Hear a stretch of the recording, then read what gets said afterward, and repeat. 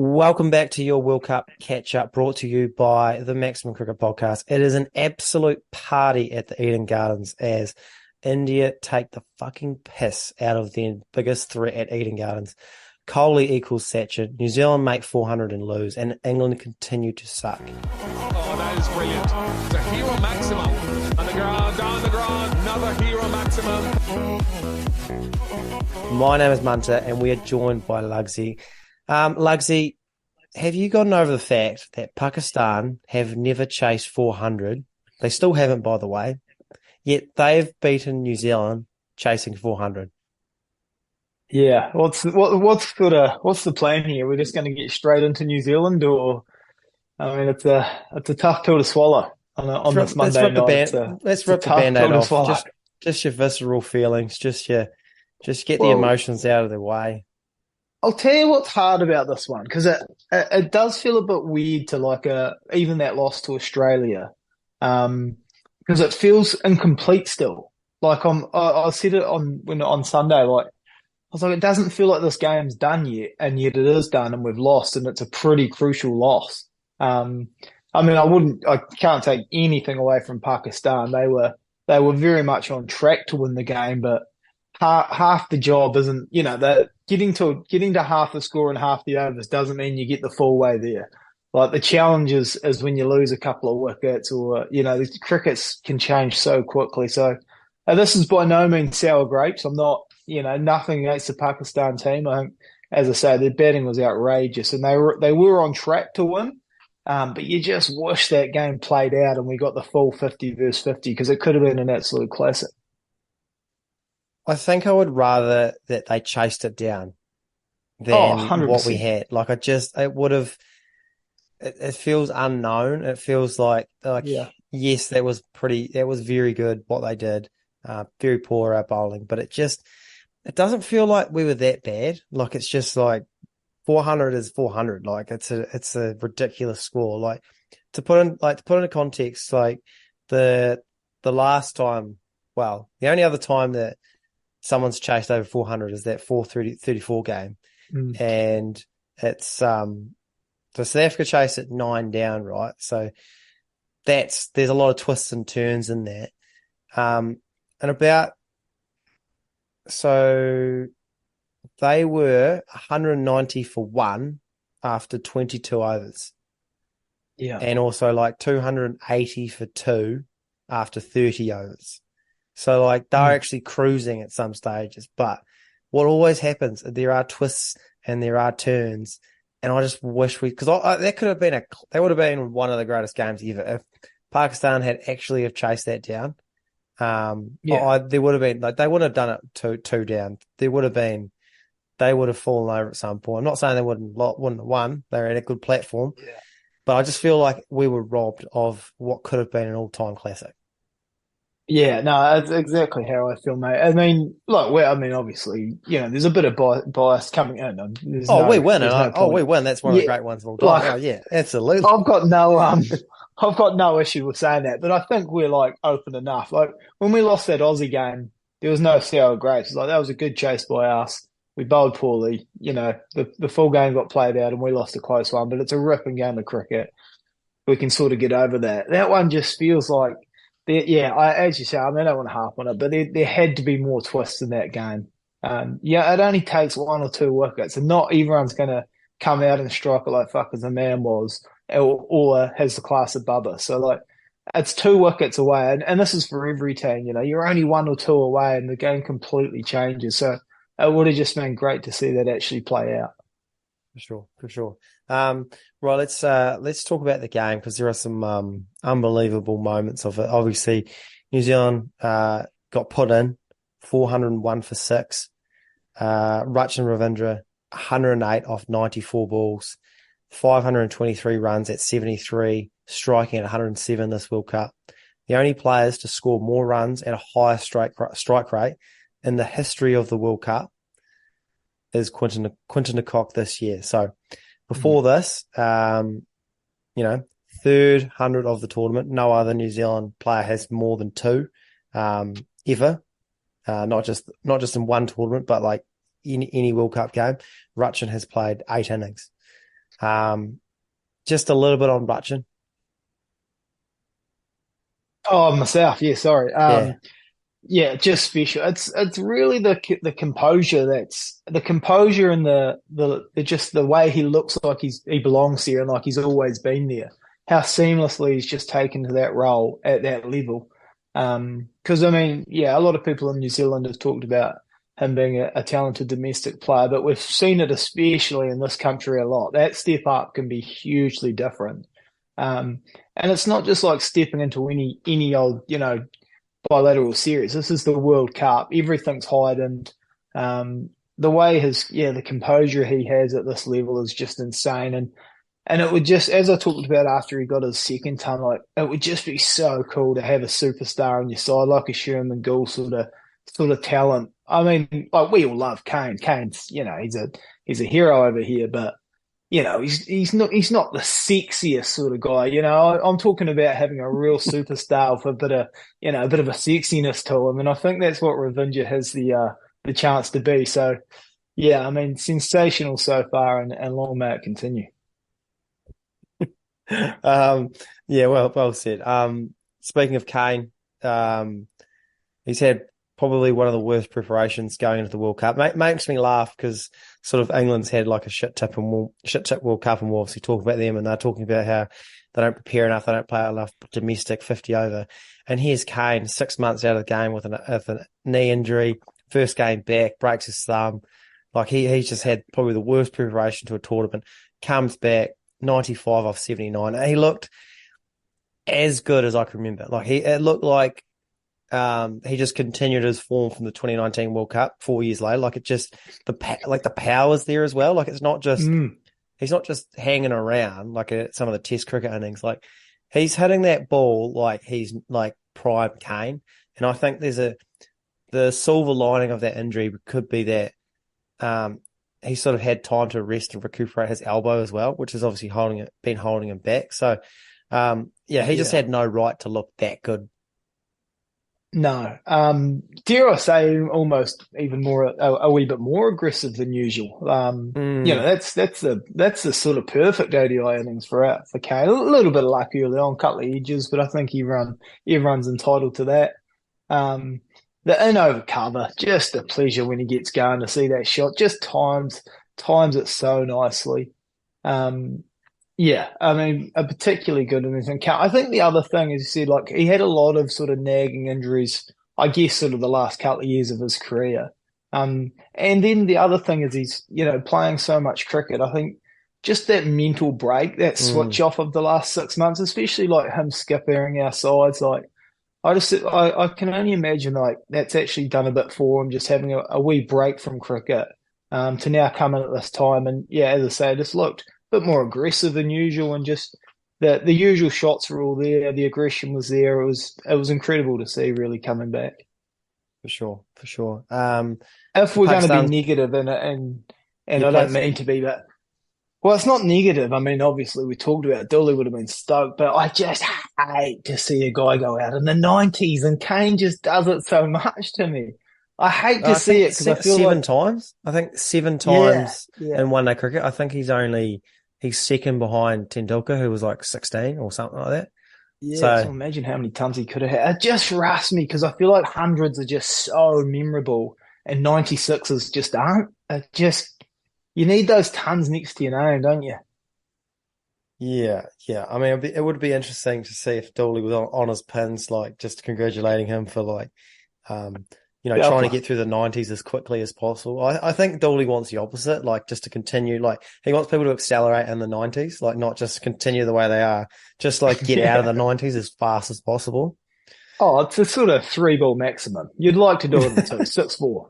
Get out of here. Oh, well, we'll talk about Kohli later on because that's something else. So that's his method. Pakistan bowling, not a lot to write home about. The best bowler was probably Mohammad Wasim, 3 for 60 off 10. Harris Ralph, 1 for 85 off 10.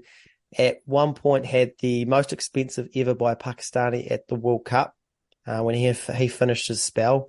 And then about 15 minutes later, it was the second most expensive because Shaheen Afridi went 10 overs, none for 90. I don't really have anything point to add to that. I just wanted to touch on the fact that that's Yeah, quite an interesting 1-2 punch there. I mean, stats are getting broken at all sorts of paces at this World Cup. Bowlers are going the journey, batsmen are scoring tons, sixes are getting hit, records are tumbling. Pakistan's bowling, it's been what probably has let them down a bit because everyone had such high expectations of it pre-World Cup. I sort of threw a message through to the group chat. Pakistan still to me are the team that like really wear how they're fielding right on their faces. They've got no issues with giving each other a wee spray or the hand gestures. Like they do not hide their annoyance with each other well when it's not going good in the field.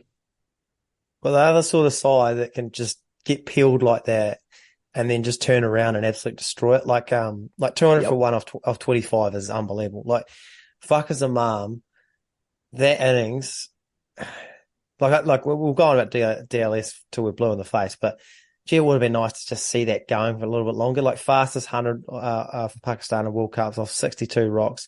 That was his fourth one-day 100 against New Zealand this year, like in 1 year. 11 sixes. It was just an absolute demolition job.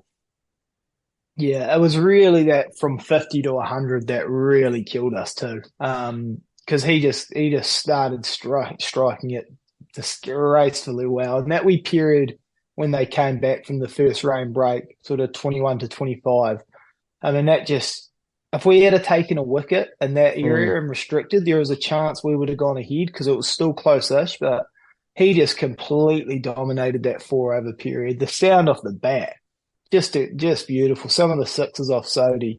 I mean that's why it would have been, even from a Pakistan point of view. I mean, obviously their fans won't care at all. They'll take the points and run as they should, but he had the chance to play a real, like we're talking a 190, 200 sort of score the way he was looking. So, and Baba obviously was going nicely. No real pressure on him. He was doing his job. Just doing his job. Yeah. I mean, there's nothing against that Pakistan. So that was an incredible batting performance. Yeah, for sure. New Zealand's bowling attack. It was a real staple when they were on a roll at the start. That was one of the things that was going really well for them, and it's really, really fallen off a cliff.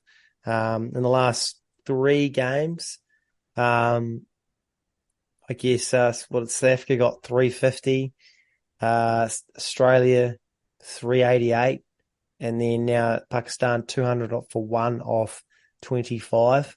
I know there's been some injuries, and it's like we're just running out of gas. Like the fifth, sixth bowler, we're just lacking that oomph, Well, it's not good. It's not good, Bob.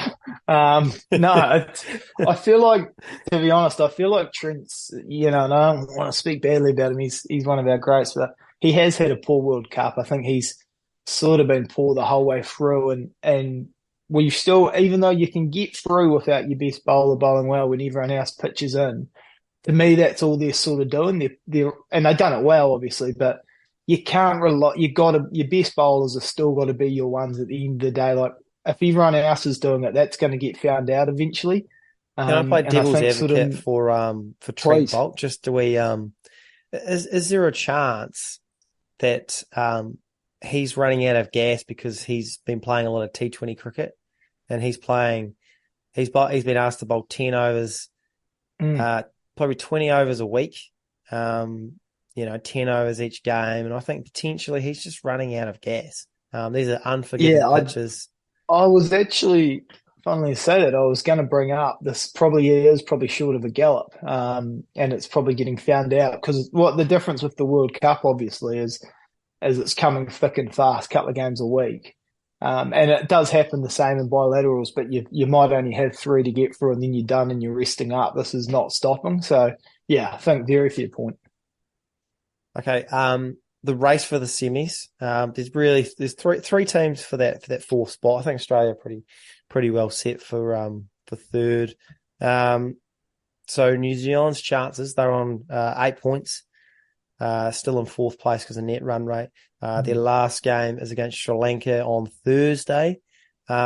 for them to make it, essentially they beat Sri Lanka, they're through. Well, not necessarily, but that's basically what they're going to have to do. If they beat Sri Lanka, most likely they'll be through. If they lose, then they need some results to go their own way. Pakistan, their last game, they're on 8 points also. Their last game is against England. They need to beat England by about 130 runs, or they need to chase England's score in 35 overs. That's if New Zealand wins by one.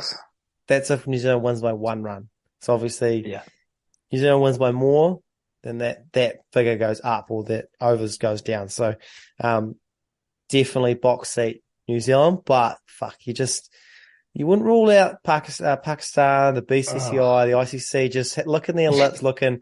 There's a world. If we could have India, Pakistan in that final, in that semi-final, we might make it happen. There is another side, Afghanistan.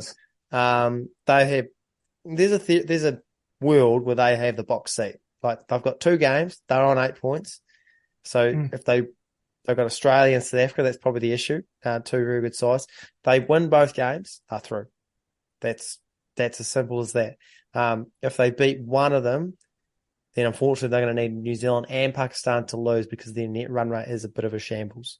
So, Lugsy, can you separate your heart and your head? Who makes that 4th place? Yeah, well, it's who funny, wants it, by the way? Who wants to get smashed by India in that semi-final? Yeah, well, we have a nice history of tipping up India when it matters. And we've lost to them once, and, we learned from that, and we will beat them in the semi. So it is funny because Afghanistan's like other team in the box seat, really. They're the only team with that controls their own destiny. They win the games they're in. Obviously, they're the, I suppose, less fancied side and with 2 pretty tough games. But as we talked, I think Australia's still due a loss, and that could get very interesting if Australia get knocked over. It really would. Yeah, they're not India, I'll tell you that. I favour us, I guess. I think at the tab, I don't know what the odds are, but I'd say we're still the favourite. I think we favourite to beat Sri Lanka. So I still do favour us. It's the other niggly part from our point of view is we have to win our game and then wait and see, which at the moment, the way cricket's going, if Pakistan need to chase, yeah, exactly, and if they need to chase 335, like there's a world they go for it, and that's going to be a nervy 35. I mean, England. It's funny that they come into this so much now for this World Cup. They've been nothing short of disgraceful and poor, and here we are really relying on them to pull a rabbit out of the hat for us. And honestly, they can't be this bad to keep losing, Kim. They must be due a win. They must be able to knock over the Pakis for us. I mean, that is, to be fair, that actually segues on to the next game. And I've got here like England have to win a game at some point, surely. Like they just have to. Like they can't be this bad all the time. Like they just keep losing. Even in this game against Australia, I felt like they had opportunities. Australia 286, Mana 71, Green 47. There were times where they were like a sort of 110, 120 for 4, where you could see like the old England would have sort of kept them to like 220 and knocked it off pretty easily, game over. Fortunately, it blew out to 280 odd. England in reply had their chances, 253 all out. Stokes 64, Milan 50. One of those things where they're close, but they never really were in it. And that's because Australia has Adam Zampa, 3 for 21 off 10 against this almighty England batting 11. Apparently, not a single boundary in that 10 overs. He now has 19 wickets at 17 with a strike rate of 18. To put it in perspective, Shane Warne's best World Cup is 20 wickets in 10 games. Zampa has 19 and 7. Better yet, Zampa's first game, he went for none for 53 off 8. The second game, he went for 1 for 70 off 10. They lost both games. Since then, he's taken 18 poles in 5 games at 11, and they've won all 5 games.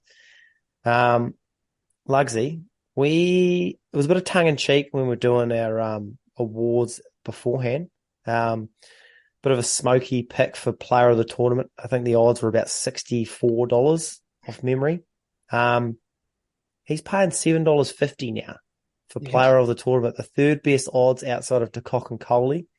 Kohli at $2.87, really short. Yeah. Feels like they're giving that away. But how critical is Zampa? Like, I don't think there's a more valuable player in this World Cup.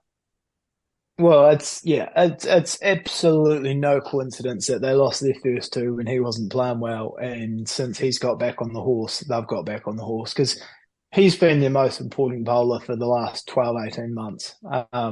He's been superb, and I was a bit nervous those first two games because we talked about a bit and how good he's going, and sort of, Jacko put the brakes on him like he can anyone.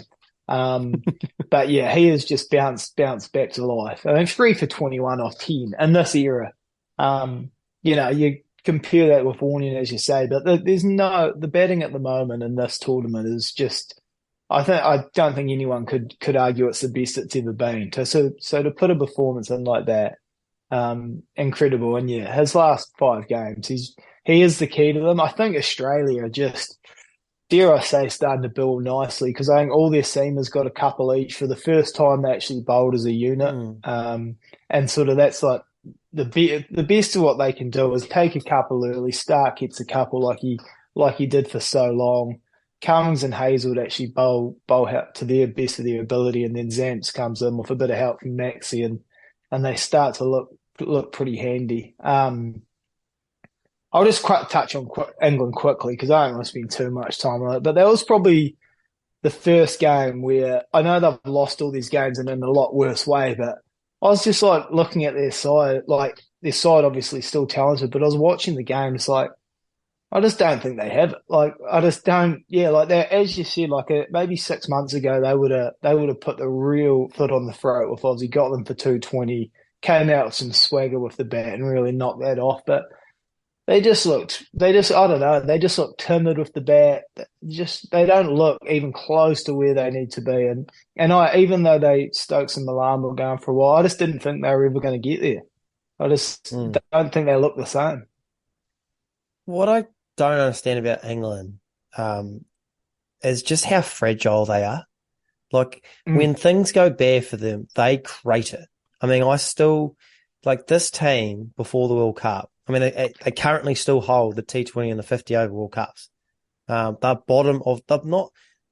crashing out of the semis. They are bottom of the ladder with 1 win in 7 games, and they lost 5 in a row.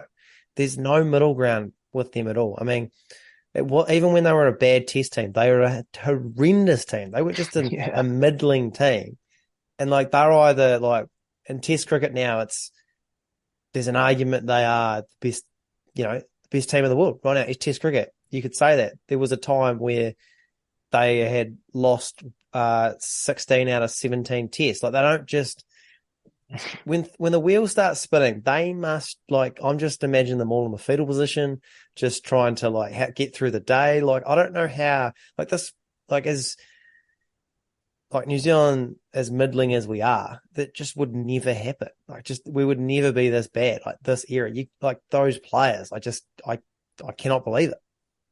Yeah, I honestly, like, I'm not going to give you any sort of educated answer on why that is. I would love to talk to a team, or hope maybe in 10 years a book gets written and they sort of say it's like, because I just don't know where that starts. They all look, when obviously it's all going well, they look a happy enough side, and I don't know. Yeah, I don't want to give an answer because I have no idea how it goes off the rails that much. A game or two, yes, I think everyone's got that possibility at the moment outside of India, but like, this is a whole World Cup here. Yeah. Okay. And the biggest thing, and they'll be beating is, Pakistan. Thanks. Yeah, hopefully. They might have to, because if they don't, they will not make the Champions Trophy, which is absolutely wild. They may need that break. I don't know, but just on the road for 8th, just the wee sort of sub story of the World Cup, something to play for the guys missing the semi-finals. We've got Sri Lanka 7th place at the moment, 2 wins from 7. They're last two games against Bangladesh and New Zealand. They beat Bangladesh, they're safe. That's the one goal. Obviously, they beat New Zealand, probably safe. They beat Bangladesh, they're definitely safe. Netherlands in 8th place, 2 wins from 7. They got England and India to go. They beat England, they're safe. They beat India. That's probably not going to happen, but they could. Never know. Bangladesh 9th, 1 win from 7. Their last 2 games, Sri Lanka and Australia. They win both, or they beat Sri Lanka. They might get. They win both, they're in. Or if they beat Sri Lanka, they might go ahead on net run rate. And 10th place, England, 1 win from 7. Netherlands and Pakistan to go. If they win both, they'll be safe. Or if they beat Netherlands, if they just beat the Netherlands, it'll be a net run rate jobs. So of those 4, pick 2 to go through, 2 to miss out. Yeah, it's disgusting and contradictory that we're all hypocrites, as I've said. I'll be picking England to go through. At some point, surely. At some point, it's got to click. Plus, you're going to favour them to beat the Netherlands. And it might be one of those things when the Netherlands beat them, you just go, yeah, of course it happened. The Netherlands are actually playing pretty decent cricket. They're not getting beaten, they're not beating themselves. They field well. England are a shit show, and that's actually not that surprising. There's definitely a world where that happens, but is it more likely that we get something out of this England side? A Butler 100, a Stokes 100, something, a Root 100, a couple of big scores from a couple of these guys, and they just have too much class for the Netherlands. I think that's still more likely.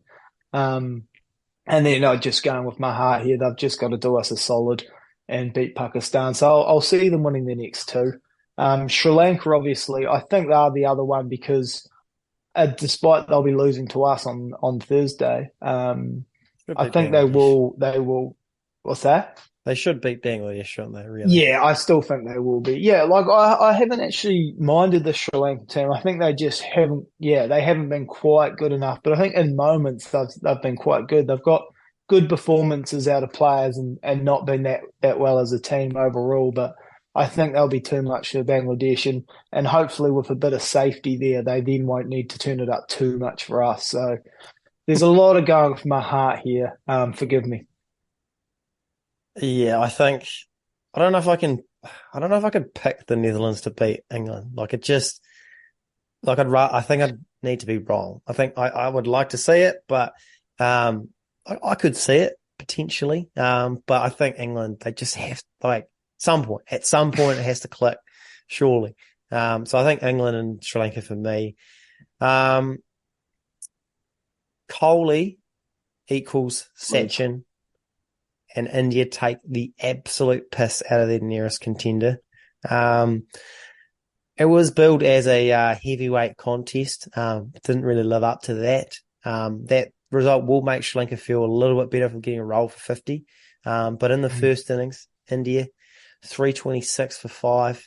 The star of the show, we'll need a minute on this man. Kohli, 101 not off 121 balls. His 49th one-day international 100, that equals Sachin Tendulkar.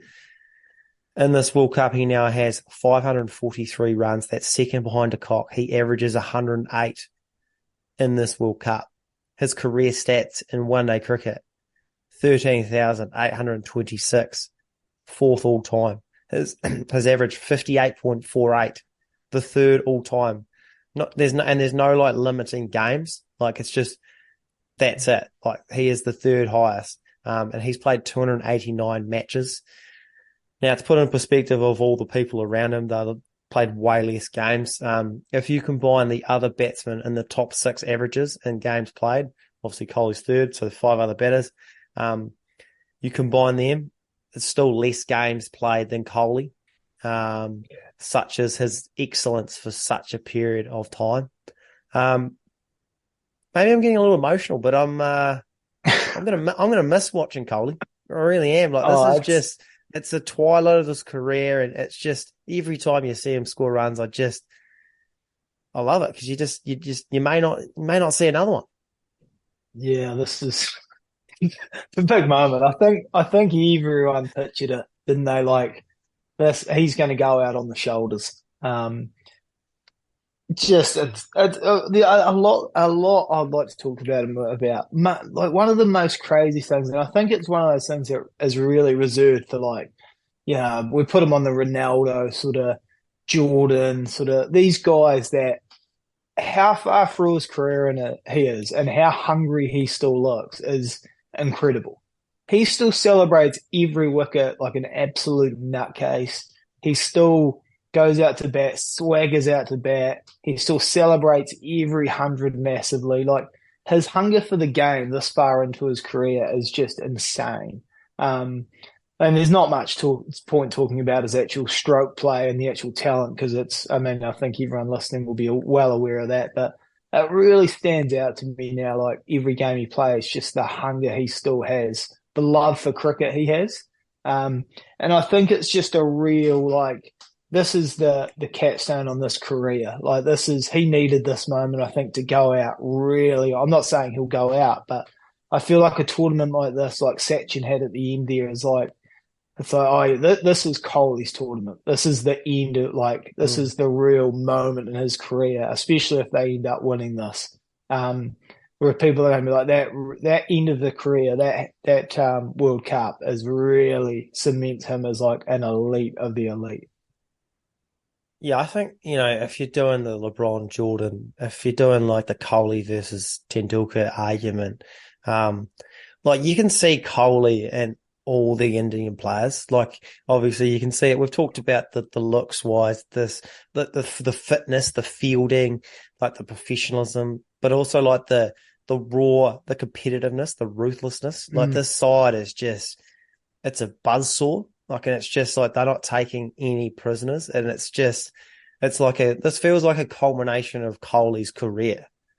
Yeah, 100%. Yeah, and I was saying last night, it's a bit gutting we haven't got bigger crowds for the other games because the fans when they're there and like for an Indian game, it is insane. Like it's unbelievable how they are just the whole game, full energy, full noise, and like.